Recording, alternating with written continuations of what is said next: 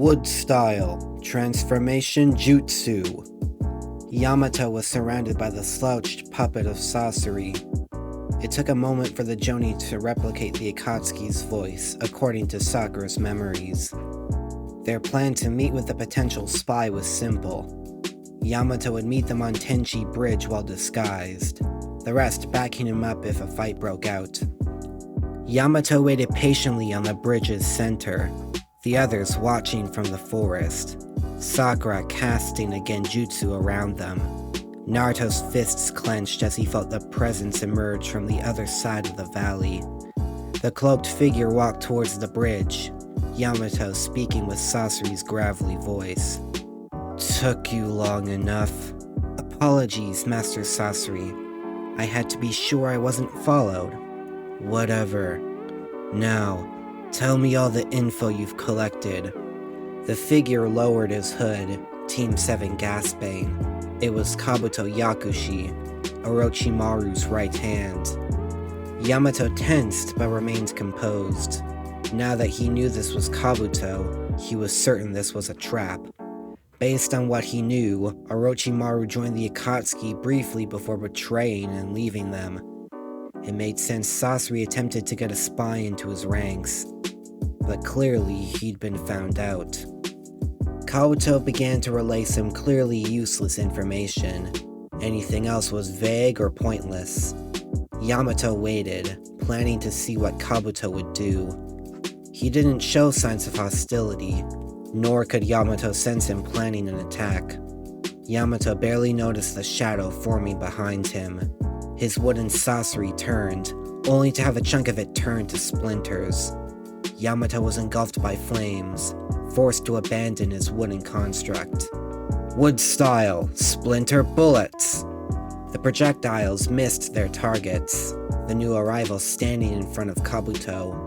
Orochimaru bore his signature devilish grin, slitted eyes staring at Yamato. The Jonin released a surge of chakra, ordering the others to stay put. My, what a pleasant surprise. I thought all my Wood Style experiments perished in that lab, but it seems one of them survived. So, what brings you out here, besides to act as Sasori?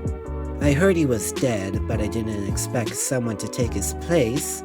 The snake and his companion looked down, the earth trembling. They jumped just in time to avoid the wooden spikes. The spikes extended, attempting to grab the two. Kabuto tried to slash through them with a chakra-coated kunai, but failed. He was thrown back to Orochimaru, creating a mud wall. Nothing collided with it. They paused, both releasing a burst of chakra. Sakura's genjutsu was disrupted within seconds, but it gave the others enough time to get behind the two. Storm Style Laser Arrow. Ice Style Crystal Ice Mirrors. They dodged the high-speed energy beam, only for it to reflect off the dozens of reflective sheets. Orochimaru burst into dozens of snakes, Kabuto sinking into the ground before they could reach him. The Chunin joined Yamato on the bridge, facing off against Orochimaru and Kabuto. You guys deal with Kabuto. I shall distract Orochimaru, Yamato whispered. No! He's mine, Naruto snapped, chakra oozing out of him. Haku noticed his red eyes, but didn't try to stop him. There was no point. If Orochimaru wasn't going to talk willingly, Naruto would beat it out of him if given the chance. The snake chuckled.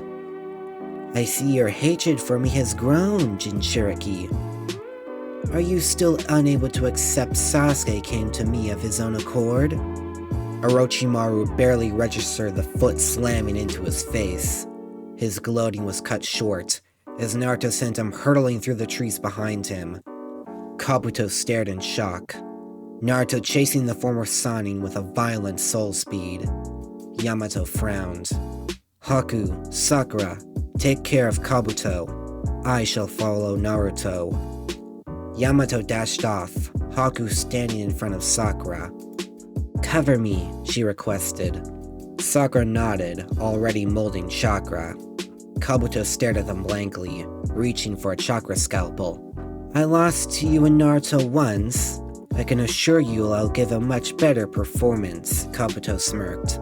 The girls didn't respond, Haku dashing forward. Senbon and scalpels clashed, the two dancing back and forth across the bridge. Neither was slowing down, even as Haku vaulted over Kabuto. Ice style, frozen fortress! Kabuto's back was covered in ice, causing him to turn into smoke. Haku turned in time to block a jab to her chest. Kabuto had to back off to avoid Sakura's fist. She threw a kunai, Kabuto batting it away. The movement left him wide open, Haku unleashing a barrage of icicles. He dodged, placing hands on the ground. Earth style, Earth Dragon Jutsu! Sakura stepped forward, punching the attack into dust. She unleashed a flurry of punches, pushing Kabuto back. Haku joined in, Kabuto on defense. Ice style, Crystal Ice Mirrors! Kabuto was unable to dodge the barrage of Senbon, filling his body with chakra. The moment the barrage was over, he used the body flicker jutsu. He reappeared back on the other side of the bridge, his body healing and pushing out the blades. He was quickly surrounded by clones of Haku, pulling off an earth dome in time to defend. But his body was still riddled with wounds, his barrier having no effect. He didn't think twice about sinking into the earth, reappearing on the wall of the ravine beneath Tenchi Bridge. Cherry Blossom Prison! The pink mass enveloped Kabuto's vision, indescribable pain coursing through his body. Through the pain, all he could ask himself was, when did Sakura learn a technique like this? It took a few seconds to realize, making him release a burst of chakra, but it was too late. His body was encased by ice, all but his head free. Kabuto grinned.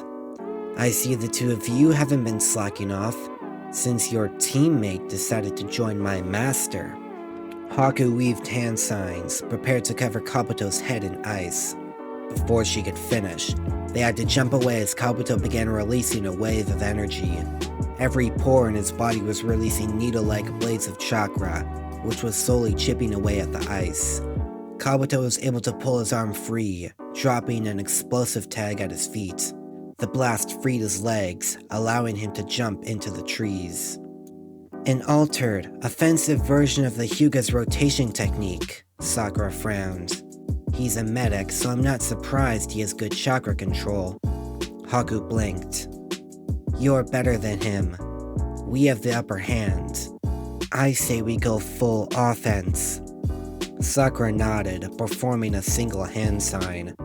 Haku noticed purple seals glowing on her wrists, a sign of her drawing on her full strength. Kabuto smirked, throwing a barrage of kunai. Haku blocked with a water shield, Sakura dashing ahead. She was fast, on top of Kabuto before he could look up. He pushed off the tree, dodging the punch. He landed, Sakura already swinging again. He ducked, the tree behind him turning to splinters from the ferocity of the wind Sakura created. His eyes grew, Sakura bringing her foot down. He avoided her stomp, the ground gaining a spiderweb of cracks. Kabuto drew another scalpel, Haku throwing a series of senbon. He deflected, Sakura landing a hit from behind. He was sent hurtling through a dozen trees, quickly gathering chakra to heal his wounds. And here I thought Naruto was the biggest threat, Kabuto spat. I underestimated you young women. Sakura wasn't holding back, unleashing another devastating wave of air. Kabuto was bombarded by cuts, Haku coming in from behind. She used Great Breakthrough, Kabuto stuck between two onslaughts of wind. He was once more forced to retreat into the ground. But even that fell, as Sakura channeled chakra to her fist. The earth was reduced to a giant crater, Kabuto caught in the middle. His arm hung limply, blood trickling down. Ice style, Frozen Fortress! Kabuto was frozen once more.